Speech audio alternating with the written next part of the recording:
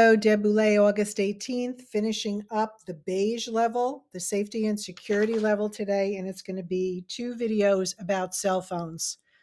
Before I start talking about the cell phones themselves, I want to first explain the types of drills or actual events that could occur in a building and during which your child is not going to be able to use their cell phone to alert you. It is against policy and it is against safety protocol. So let me go through them. First one, fire drill.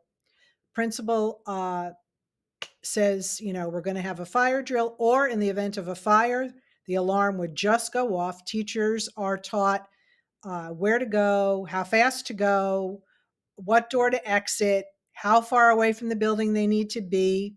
We have different cards with different colors that are coded. We know what to do to alert security when security is outside. If we're missing a student, if we have an extra student, or if we have the right amount of students that are in class that particular day. So in a fire drill, there needs to be silence. That's the way it's supposed to roll.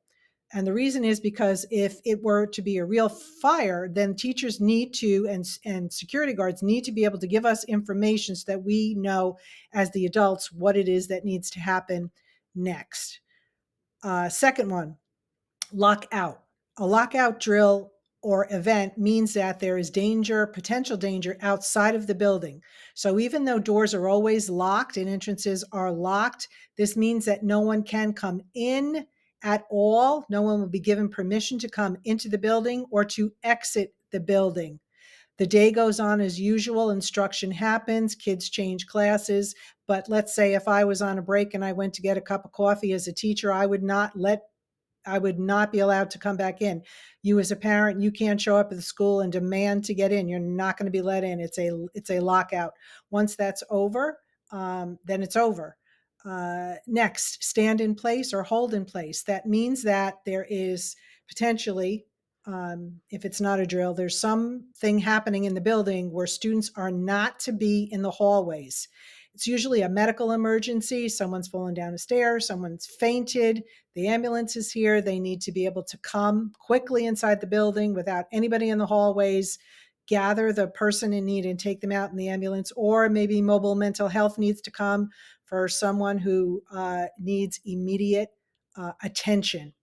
So once that is done and the people exit the building, then the hold in place ends. In that case, students do not obviously change classes. Even if you're in a building that has bells, you don't. Teachers, again, security guards, again, know what it is that they have to do under those circumstances. And the last one is the most potential for harm, which is a lockdown.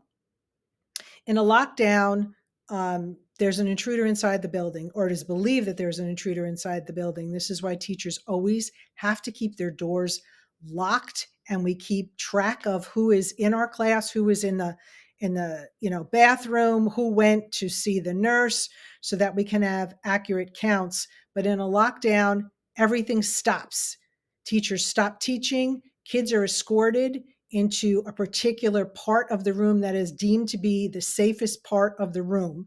Cell phones definitely are not on. Your child is not going to be calling you, because the last thing that needs to happen is for an intruder or intruders to walk past the door and hear texting or hear talking to alert them that there are humans in that room. We don't want that. And those are the drills. So part 2 is going to be in regard to the ways in which cell phones in the building are a safety risk.